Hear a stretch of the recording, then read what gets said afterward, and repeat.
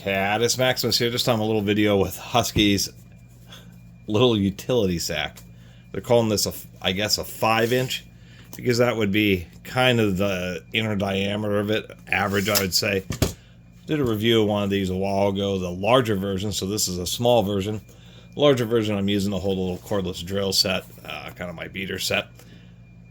The utility tool sack, kind of a funny name. Come and check out this sack. Anyway, it's only 10 bucks. Some people don't like them because, you know, when you put in a bunch of tools, they can kind of tip over. You kind of, you know, figure out how to balance your tools. I don't think it's that tippy when you have a bunch of tools in it. Even when you have some more top-heavy stuff with a tape measure in there. Well, fell over then, but otherwise, I think it's not a bad bag, and I actually like the idea of it just for this. I think that's really the intention. Just a smaller tool bag. Klein Tools has really been the big purveyor of small utility tool bags because of their lineman's tools. Other manufacturers have kind of been picking it up. I don't mind this one at all. What we have here is we have kind of 4 larger pockets. These pockets are, I will say, are a little bit tight. They should have like put a furrow in them, because once you start actually jamming tools into these pockets, what it ends up doing is really, first, it's not that easy because they're so tight, and the only space for them to actually tuck in causes it just to bulge onto the inside. So these outside pockets, not the greatest. It also has a series of internal pockets you can just barely see in there. Those might kind of help keep some screwdrivers and stuff a little bit separated.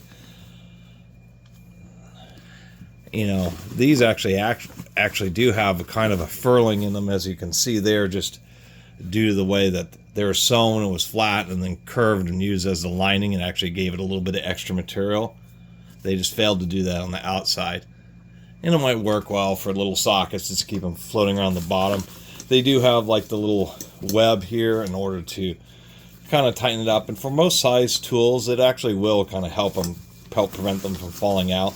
Especially if you have smaller ratchets and sockets in there. Otherwise, most times I just run it like this, and I like how you can kind of fold that in. Basic handle, at least they riveted it and gave it a little bit of a felt. Other than that, not a lot else to say about this bag besides kind of the issue with the outside pockets. But I've always kind of liked these, because so many times you just need a few tools. You just need to randomly grab, you know, a utility knife, tube of caulking, some paper towels, that type of stuff. I like these bags just for that purpose, to where, you know, you don't have quite the bulk of a, you know, a little metal tool box, just because this is more vertical. If you're into growlers, this would be a heavy-duty kind of growler protection bag, or those big 64-ounce water bottles.